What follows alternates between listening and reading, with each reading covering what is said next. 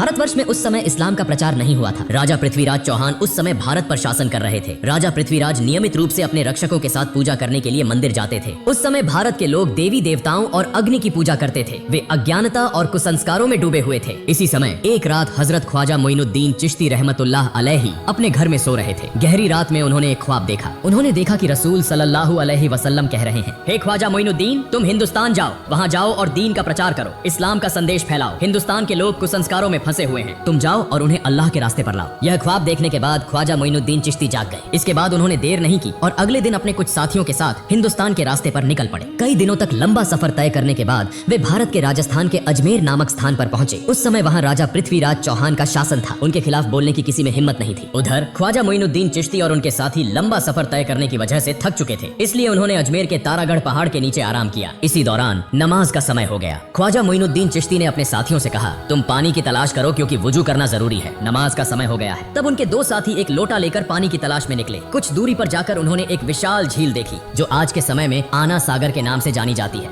वे आना सागर के पास पहुंचे और देखा कि राजा की सेना ने आना सागर को चारों ओर से घेर रखा है। उन्हें देखते ही सैनिकों ने पूछा, तुम लोग कौन हो? इससे पहले तुम्हें यहाँ कभी नहीं देखा, यहाँ क्या चाहिए? साथी दोनों ने कहा, हम ख्वाजा मोइनुद्दीन चिश्ती के शिष्य हैं, हम यहाँ वुजू करने के लिए थोड़ा पानी लेने आए हैं। यह सुनकर वहाँ मौजूद सारी सेना जोर जोर से हंसने लगी और कहने लगी, क्या तुमने राजा पृथ्वीराज का नाम नहीं सुना? उनके आदेश का उल्लंघन करने पर कठोर सजा मिलती है। इस झील से कोई और पानी नहीं ले सकता। पानी को हाथ लगाना भी मना है क्योंकि इससे पानी अपवित्र हो जाएगा। यह कहकर उन्होंने उन दोनों को भगा दिया। दुखी मन से वे दोनों ख्वाजा मोइनुद्दीन चिश्ती के पास लौट आए। तब ख्वाजा मोइनुद्दीन चिश्ती ने पूछा, तुम्हारे साथ क्या हुआ? क्या तुम्हें पानी नहीं मिला? उन दोनों ने कहा, हुजूर, पानी तो मिला लेकिन हमें पानी नहीं दिया गया। उन्होंने हमें भगा दिया और कहा कि राजा पृथ्वीराज ने किसी को भी इस पानी को लेने की अनुमति नहीं दी है। उनके आदेश का उल्लंघन करने पर कठोर सजा दी जाएगी। उनकी सारी बातें सुनकर ख्वाजा मोइनुद्दीन चिश्ती ने अल्लाह के दरबार में दुआ की और फिर उनसे कहा, तुम लोग आना सागर के पास जाओ और कहो कि ख्वाजा मोइनुद्दीन चिश्ती ने हमें भेजा है। इसके बाद वे दोनों साथी फिर से वुजू का पानी लाने के लिए निकल पड़े। जब वे आना सागर के पास पहुंचे तो सेना ने उन्हें रोककर पूछा, तुम लोग फिर क्यों आए हो? उन्होंने कहा, हम वुजू का पानी लेने आए हैं। सेना ने कहा, हमने कहा था कि पानी नहीं दिया जाएगा। अगर राजा पृथ्वीराज चौहान को पता चला तो तुम्हारी जान तक जा सकती है। हम किसी भी हालत में पानी नहीं देंगे। तब उन्होंने कहा, हम तुमसे पानी नहीं मांगेंगे, हम आना सागर से पानी लेने आए हैं। यह सुनकर वहाँ मौजूद सारी सेना जोर जोर से हंसने लगी। उस समय उन्होंने अल्लाह के दरबार में दुआ की और अपने हाथ में पकड़ी लोटे को आगे बढ़ाकर कहा, हे आना सागर, हम ख्वाजा मोइनुद्दीन चिश्ती रहमतुल्लाह अलैहि के शिष्य हैं। ख्वाजा मोइनुद्दीन चिश्ती ने हमें यहाँ भेजा है। अल्लाह के हुक्म से इस लोटे में आ जाओ। यह कहते ही एक पल में आना सागर का सारा पानी लोटे में समा गया। इतना अद्भुत और चमत्कारी दृश्य देखकर वहाँ मौजूद सारी सेना हैरान रह गई। तुरंत ही उन्होंने कलमा पढ़ा और इस्लाम स्वीकार कर लिया। लेकिन वहाँ कुछ कट्टर हिंदुत्ववादी भी थे। उन्हें लगा कि यह कोई जादू का प्रभाव है, इसलिए वे यह खबर देने के लिए राजा पृथ्वीराज चौहान के दरबार में भागे। राजा पृथ्वीराज ने जब उन्हें देखा तो पूछा, क्या हुआ? तुम्हारे चेहरे पर इतना डर क्यों है? तब उन्होंने कहा, राजा साहब, बड़ी विपत्ति आ गई है। राजा पृथ्वीराज ने पूछा, क्या हुआ? उन्होंने कहा, राजा साहब, न जाने कहां से एक बड़ा जादूगर यहाँ आया है। देखने में वह फकीर लगता है, लेकिन उसने अपने जादू से पूरे आना सागर का पानी एक लोटे में खींच लिया। यह सुनकर राजा पृथ्वीराज को ऐसा लगा जैसे उनके सिर पर आसमान टूट पड़ा हो। उन्होंने अपने जीवन में कई जादूगर देखे थे, लेकिन ऐसा जादू उन्होंने कभी नहीं सुना था। उन्होंने इसे अपनी आंखों से देखने के लिए तुरंत अपनी सेना के साथ आना सागर की ओर प्रस्थान किया। जब वे आना सागर के पास पहुंचे तो देखा कि आना सागर में पानी की एक बूंद भी नहीं थी। उधर अजमेर के लोग बड़ी संख्या में ख्वाजा मोइनुद्दीन चिश्ती रहमतुल्लाह अलैहि को देखने के लिए वहाँ पहुंच रहे थे। ख्वाजा मोइनुद्दीन चिश्ती और उनके साथी नमाज पढ़ने के बाद वहाँ बैठे। तभी राजा पृथ्वीराज वहाँ पहुंच गए। उन्होंने देखा कि कई हिंदू पहले ही इस्लाम स्वीकार कर चुके हैं। यह देखकर राजा को भीतर ही भीतर बहुत गुस्सा आया। राजा पृथ्वीराज एक बहुत चालाक और कट्टर हिंदुत्ववादी था। उसने पूछा, तुम कौन हो और यहाँ कहाँ से आए हो? मैं अल्लाह के हुक्म और रसूल सल्लल्लाहु अलैहि वसल्लम के निर्देश पर यहाँ आया हूँ। राजा पृथ्वीराज ने कहा, तुमने अपने जादू से इस पानी को क्यों सुखा दिया? तब ख्वाजा मोइनुद्दीन चिश्ती ने कहा, मैं कोई जादूगर नहीं हूँ, मैं अल्लाह का बंदा हूँ। मैं अल्लाह का हुक्म पूरा करने के लिए यहाँ पानी लेने गया था, लेकिन पानी न देने के कारण अल्लाह ने इसे सूखा दिया। यह सुनकर वहाँ मौजूद सभी लोग आश्चर्यचकित हो गए और ख्वाजा मोइनुद्दीन चिश्ती रहमतुल्लाह अलैहि की ओर एकटक देखते रह गए। राजा पृथ्वीराज चौहान बहुत चालाक और मक्कार था। उसने समझ लिया कि यह कोई साधारण व्यक्ति नहीं है, इसलिए वह नकली आंसू बहाते हुए और झुककर कहने लगा, हमें सबके कष्ट सहने में कोई परेशानी नहीं है, लेकिन मासूम बच्चों और निर्दोष लोगों का ख्याल करके कृपया पानी को उसकी जगह वापस लौटा दें। यह मेरी आपसे विनती है। यह सुनकर ख्वाजा मोइनुद्दीन चिश्ती ने अपने दो साथियों को आदेश दिया कि वे लौटा लेकर आना सागर के पास जाएं। दोनों साथी लौटा लेकर आना सागर के पास पहुंचे और जैसे ही उन्होंने लौटा आना सागर में रखा, सागर फिर से पानी से भर गया। यह सब देखकर वहाँ मौजूद लोग हैरान रह गए। उन्होंने पूछा, आप किस देवता की पूजा करते हैं? ख्वाजा मोइनुद्दीन चिश्ती ने कहा, मैं अपने रब एकमात्र अल्लाह की इबादत करता हूँ। वहाँ मौजूद सभी लोगों ने कहा, हम भी आज से उसी एक अल्लाह की इबादत करना चाहते हैं। उस उस जगह के सभी लोगों ने एक एक करके इस्लाम स्वीकार कर लिया, लेकिन राजा पृथ्वीराज चौहान इसे सहन नहीं कर सका। वह बहुत गुस्से में राज दरबार लौट गया। अगले दिन पृथ्वीराज ने राज दरबार में एक आपातकालीन बैठक बुलाई। पृथ्वीराज ने कहा, किसी भी तरह इस फकीर को यहाँ से हटाना होगा, उसे खत्म करना होगा। अगर तुम्हारे पास कोई सुझाव है तो जल्दी बताओ। तब एक मंत्री ने कहा, राजा साहब, यह फकीर कोई साधारण व्यक्ति नहीं है, वह एक महान जादूगर है। अपने जादू के प्रभाव से वह सभी को एक एक करके इस्लाम में ला रहा है। एक दिन ऐसा आएगा जब भारत में हिंदू धर्म को मानने वाला कोई नहीं बचेगा। उससे निपटने के लिए हमें एक महान जादूगर की जरूरत होगी। तब वहाँ मौजूद एक सैनिक ने कहा, राजा साहब, हमारे देश में इससे भी बड़ा एक जादूगर है। पृथ्वीराज ने पूछा, उसका नाम क्या है? सैनिक ने कहा, उसका नाम है जयपाल जादूगर। पृथ्वीराज ने कहा, जाओ उसे हमारे दरबार में लेकर आओ। इसके बाद कुछ सैनिक जयपाल जादूगर से मिलने के लिए रवाना हो गए। कुछ समय बाद वे जयपाल जादूगर के घर पहुंचे और देखा कि जयपाल हवा में तैरते हुए गहरी ध्यान अवस्था में है। जैसे ही उसने सैनिकों को देखा, वह नीचे उतर आया और कहा, राजा ने तुम्हें भेजा है ना? यह सुनकर सैनिक चौंक गए। उन्होंने सोचा कि अब काम बन जाएगा। उन्होंने सारी बातें जयपाल जादूगर को बताई। फिर वे जयपाल जादूगर को राज दरबार में लेकर आए। जयपाल ने पूछा, राजा साहब, आपने मुझे क्यों बुलाया है? राजा पृथ्वीराज ने कहा, हमने सुना है कि आप भारत के सबसे बड़े जादूगर हैं। हम एक बड़ी समस्या में फंसे हैं और आपको इसे हल करना होगा। जयपाल ने कहा, बताइए, मैं आपके लिए क्या कर सकता हूँ? पृथ्वीराज ने कहा, आप भी हिंदू हैं और हम सभी हिंदू हैं, लेकिन कहीं से एक फकीर आया है। वह अपने जादू के प्रभाव से एक एक करके सभी को हिंदू धर्म छोड़कर इस्लाम में ले जा रहा है। आपको उससे मुकाबला करना होगा। अगर आप उसे देश से भगा सकते हैं या उसे खत्म कर सकते हैं तो आपको एक बड़ा इनाम दिया जाएगा। यह सुनकर जयपाल जादूगर ने कहा, महाराज, आप चिंता न करें, कितने बड़े बड़े जादूगर मेरे सामने झुके हैं और यह तो केवल एक साधारण फकीर है। इसे खत्म कर ही मैं आपके सामने आऊंगा। इसके बाद जयपाल जादूगर अपने जादू की मदद से गरीब नवाज ख्वाजा मोइनुद्दीन चिश्ती रहमतुल्लाह अलैहि को खोजने निकला। कुछ दूर जाने के बाद जयपाल जादूगर ने देखा कि ख्वाजा मोइनुद्दीन चिश्ती रहमतुल्लाह अलैहि तारा पर्वत की एक चट्टान के कोने में अल्लाह की इबादत में मग्न है। वह कोई दिशा नहीं देख रहे। यह देखकर जयपाल जादूगर पीछे से उस दिशा में बढ़ा और बोलने लगा, इस फकीर को मारना मेरे लिए कोई बड़ी बात नहीं है। मैंने पीछे से आकर देखा भी नहीं, यह कौन सा जादू है? यह कहकर उसने अपने जादू से उस पर्वत से एक विशाल चट्टान को उठाया और जैसे ही वह ख्वाजा मोइनुद्दीन चिश्ती को दबाने के लिए जा रहा था, ख्वाजा मोइनुद्दीन चिश्ती रहमतुल्लाह अलैहि ने अपनी अंगुली उठाकर कहा, हे तारा पर्वत की चट्टान, क्या तुम नहीं देख रहे कि मैं अल्लाह की इबादत कर रहा हूँ? अगर तुम अल्लाह की तरफ से आई हो तो मुझे दबाकर मार दो, और अगर तुम शैतान की तरफ से आई हो तो वहीं खड़ी रहो। यह सुनते ही चट्टान वहीं रुक गई, एक इंच भी नहीं हिली। जयपाल जादूगर एक के बाद एक जादू दिखा रहा था, लेकिन कुछ भी कर नहीं पा रहा था। इस शक्ति को देखकर जयपाल जादूगर हैरान और चकित हो गया। उसने समझ लिया कि यह साधारण व्यक्ति नहीं है और मेरे जादू का यहाँ कोई असर नहीं होगा। इसलिए बिना देर किए जयपाल जादूगर ने ख्वाजा मोइनुद्दीन चिश्ती रहमतुल्लाह अलैहि के सामने हार मान ली और इस्लाम धर्म स्वीकार कर लिया। अगले दिन से पूरे भारत में यह खबर फैल गई कि भारत का सबसे बड़ा जादूगर जयपाल एक फकीर के सामने हार गया और उस फकीर का नाम गरीब नवाज ख्वाजा मोइनुद्दीन चिश्ती रहमतुल्लाह अलैहि था। उसने इस्लाम धर्म अपनाया और उसी रब की इबादत की जिसके सामने किसी भी शक्ति का मुकाबला नहीं हो सकता। भारत के लोग कहने लगे, वह जिस रब की इबादत करता है उसकी शक्ति कितनी बड़ी होगी कि उसका सामना करने के लिए कोई भी शक्तिशाली नहीं है। हमें भी उसी रब की इबादत करनी चाहिए। यह कहकर लोग दल बदल कर इस्लाम धर्म अपनाने के लिए ख्वाजा मोइनुद्दीन चिश्ती रहमतुल्लाह अलैहि के पास जाने लगे। यह खबर पाकर राजा पृथ्वीराज चौहान बहुत चिंतित हो गया। वह समझ नहीं पा रहा था कि अब क्या करे। तब एक मंत्री ने कहा, राजा साहब, जयपाल जादूगर ने इस्लाम धर्म स्वीकार कर लिया है और बहुत से लोग एक एक करके इस्लाम धर्म अपनाने जा रहे हैं। मुझे लगता है कि वह साधारण व्यक्ति नहीं है, उसकी बहुत शक्ति है, उसे हराना असंभव है, हमें उसकी बात माननी चाहिए। राजा पृथ्वीराज चौहान ने कहा, इतनी आसानी से मैं हार मानने वाला नहीं हूँ, इसलिए तुम लोग जाओ और उस फकीर को यहाँ बुला कर लाओ। इसके बाद कुछ सैनिक उस फकीर के पास खबर देने के लिए रवाना हो गए। वे वहाँ पहुंचे और कहने लगे, राजा साहब आपको बहुत महत्वपूर्ण बात करने के लिए बुला रहे हैं। तब ख्वाजा मोइनुद्दीन चिश्ती रहमतुल्लाह अलैहि खुद राजपथ पर राजा पृथ्वीराज चौहान से मिलने के लिए निकल पड़े। इसी दौरान उस इलाके में एक हिंदू पंडित था जो रोज पूजा करने मंदिर जाता था और मूर्तियों के सामने दूध अर्पित करता था। एक दिन उसकी बेटी ने पंडित से पूछा, पिताजी, आप रोज दूध लेकर मंदिर जाते हैं और वह दूध मूर्तियों के सामने डालते हैं, क्या मूर्तियाँ दूध पीती हैं? पंडित ने कहा, बिल्कुल नहीं, मूर्तियाँ कभी दूध नहीं पीती, हम उन्हें पूजा करते हैं। उसकी बेटी ने कहा, पिताजी, मैं देखना चाहती हूँ कि क्या सचमुच यह मूर्तियाँ दूध पीती हैं? पंडित ने कहा, ऐसी बातें नहीं करनी चाहिए, यह हमारे भगवान की मूर्तियाँ हैं, क्या मूर्तियाँ कभी दूध पीती हैं? लेकिन उसकी बेटी ने कहा, पिताजी, मैं आज दूध लेकर जाती हूँ और देखती हूँ कि ये मूर्तियाँ सच में दूध पीती हैं या नहीं। फिर एक दिन उसकी बेटी दूध लेकर मंदिर पहुंची और मूर्तियों के सामने कहने लगी, तुम हमारे भगवान हो तो तुम्हें तो मेरी बात सुननी चाहिए, मैंने दूध लाकर लाया है, तुम इसे पी लो। लेकिन मूर्तियों से कोई उत्तर नहीं मिला। लड़की फिर बोली, क्या हुआ, क्या तुम मेरी बात नहीं सुन रहे हो? तुम इस दूध को पियो, मैं इसे अपनी आंखों से देखना चाहती। लेकिन मूर्तियों से कोई उत्तर नहीं आया। तब लड़की ने खुद अपना सिर मूर्तियों के सामने धर लिया और रोते रोते खून बहाने लगी। ठीक उसी समय गरीब नवाज ख्वाजा मोइनुद्दीन चिश्ती रहमतुल्लाह अलैहि वहाँ से गुजर रहे थे। उन्होंने रोने की आवाज सुनी और मंदिर में प्रवेश किया। उन्होंने देखा कि एक लड़की का सिर खून से सना हुआ था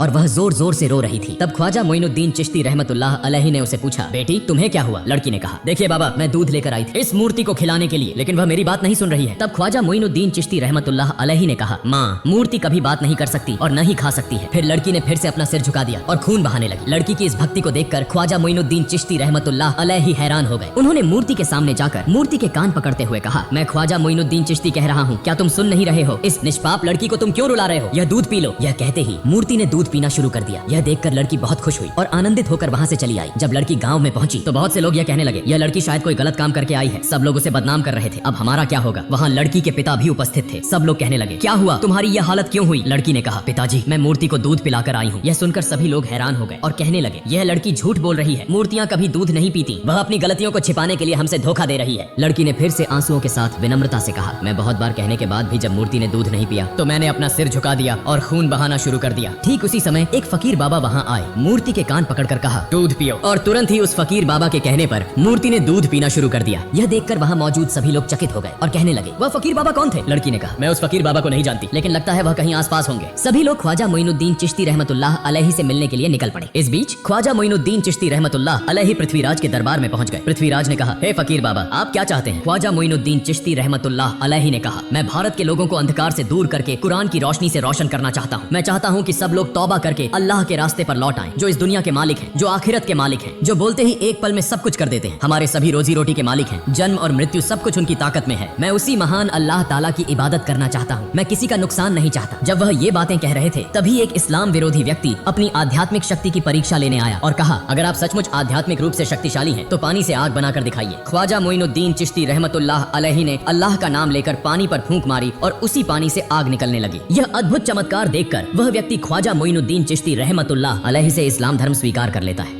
इस समय दरबार के सभी लोग, राजा पृथ्वीराज भी यह समझ गए कि ऐसे अल्लाह वाले व्यक्ति के साथ कभी मुकाबला नहीं किया जा सकता। कई चमत्कारी घटनाओं को देखकर उन्होंने कोई देर नहीं की, माफी मांगी और साथ ही ख्वाजा मोइनुद्दीन चिश्ती रहमतुल्लाह अलैहि के हाथों में हाथ डालकर उनके मुरीद बन गए और इस्लाम धर्म स्वीकार कर लिया। ख्वाजा मोइनुद्दीन चिश्ती रहमतुल्लाह अलैहि ने उन्हें माफ कर दिया। फिर ख्वाजा मोइनुद्दीन चिश्ती रहमतुल्लाह अलैहि वहाँ से चले गए और अपने साथी संगियों के साथ तारागढ़ पहाड़ के उस स्थान पर स्थित हो गए। ख्वाजा मोइनुद्दीन चिश्ती रहमतुल्लाह अलैहि जब एक स्थान पर अल्लाह की इबादत में मग्न थे, ठीक उसी समय एक हिंदू पंडित और अन्य लोग उस स्थान से गुजर रहे थे। तब पंडित की बेटी ने कहा, देखो वह फकीर बाबा जो बैठे हैं, वही फकीर बाबा अपने शब्दों से मूर्ति को दूध पिलाए थे। फिर वे सभी ख्वाजा मोइनुद्दीन चिश्ती रहमतुल्लाह अलैहि के पास पहुंचे और कहा, हे फकीर बाबा, आप कौन हैं और आप किस जादू को जानते हैं कि आपकी बातों से मूर्ति दूध पीने लगी। ख्वाजा मोइनुद्दीन चिश्ती रहमतुल्लाह अलैहि ने कहा, मैं तो अल्लाह का एक बंदा हूँ, मेरी बातों से कुछ नहीं होता, जो अल्लाह कहता है वही होता है, मैं उसी अल्लाह की इबादत करता हूँ। तब उन्होंने कहा, हम आज से उस अल्लाह की इबादत करना चाहते हैं। इस भारत में तो सब लोग एक एक करके इस्लाम धर्म स्वीकार कर रहे हैं, हमें भी इस्लाम धर्म स्वीकार कराइए। फिर वे सभी इस्लाम धर्म स्वीकार कर गए। कुछ दिनों बाद ख्वाजा मोइनुद्दीन चिश्ती रहमतुल्लाह अलैहि एक जंगल के बीच से गुजर रहे थे। रास्ते में उन्होंने देखा कि कुछ हिंदू पंडित और वहाँ मौजूद लोग अग्नि पूजा कर रहे थे। यह देखकर ख्वाजा मोइनुद्दीन चिश्ती रहमतुल्लाह अलैहि उनके पास गए और कहा, आप लोग आग की पूजा क्यों कर रहे हैं? यह आग आपको क्या फायदा देती है? तब उन्होंने कहा, यह आग हमारा खुदा है, हम इसे खुश कर रहे हैं ताकि मौत के बाद नरक की आग से मुक्ति मिल सके। ख्वाजा मोइनुद्दीन चिश्ती रहमतुल्लाह अलैहि ने कहा, ठीक है, अगर आप आग को खुश कर रहे हैं तो इसे छू कर देखिए, देखें क्या आग आपको जला देती है। एक व्यक्ति ने कहा, यह क्या कह रहे हैं, आग को छूने से हाथ जल जाएंगे। ख्वाजा मोइनुद्दीन चिश्ती रहमतुल्लाह अलैहि ने कहा, आप लोग उस खुदा की इबादत कर रहे हैं जो आपको जला देगा, लेकिन मैं ऐसे खुदा की इबादत करता हूँ जिसके हुक्म से आग ठंडी हो जाती है। यह सुनकर एक अन्य हिंदू पंडित जोर से हंसा और कहा, आग का धर्म तो जलाना है और आप कह रहे हैं तो इसे हमें दिखाकर दिखाइए। ख्वाजा मोइनुद्दीन चिश्ती रहमतुल्लाह अलैहि ने कहा, मैं अल्लाह के एक ख्वाजा मोइनुद्दीन चिश्ती रहमतुल्लाह अलैहि हूँ, अल्लाह के हुक्म से तुम ठंडे हो जाओ। यह कहते हुए ख्वाजा मोइनुद्दीन चिश्ती रहमतुल्लाह अलैहि आग के अंदर प्रवेश कर गए, लेकिन वे यह देखकर हैरान रह गए कि ख्वाजा मोइनुद्दीन चिश्ती रहमतुल्लाह अलैहि आग में प्रवेश कर गए, लेकिन एक भी जलन नहीं हुई। यह अद्भुत घटना देखकर वहाँ सभी लोग हैरान हो गए और कहने लगे, आप कौन हैं और आप किस खुदा की इबादत करते हैं? ख्वाजा मोइनुद्दीन चिश्ती रहमतुल्लाह अलैहि ने कहा, मेरा नाम गरीब नवाज ख्वाजा मोइनुद्दीन चिश्ती रहमतुल्लाह अलैहि है, जो पूरे ब्रह्मांड के पालनहार हैं, उनके सिवा कोई पूज्य नहीं है, वह सारी ताकत के मालिक हैं, मैं उसी अल्लाह की इबादत करता हूँ। यह सुनकर वहाँ मौजूद सभी लोग बोले, हम भी आज से उस मालिक की इबादत करना चाहते हैं, और इस प्रकार वहाँ मौजूद सभी लोगों ने इस्लाम धर्म स्वीकार कर लिया। फिर इस घटना के बाद ख्वाजा मोइनुद्दीन चिश्ती रहमतुल्लाह अलैहि ने भारत में आकर कुरान के प्रकाश से इस्लाम धर्म का प्रचार किया और अल्लाह ताला द्वारा दिए गए चमत्कारों को देखकर करोड़ों हिंदुओं ने इस्लाम धर्म स्वीकार किया। यह एक अद्वितीय उदाहरण बन गया और इस प्रकार पूरे भारत में इस्लाम धर्म फैल गया। प्रिय दोस्तों, अगर आप चाहते हैं कि ख्वाजा मोइनुद्दीन चिश्ती रहमतुल्लाह अलैहि के निधन के बाद हुए चमत्कारों का पाठ हम आपके साथ साझा करें तो कृपया कमेंट बॉक्स में लिखें, और आज के वीडियो के बारे में आपकी राय क्या है कृपया कमेंट करें। आमीन।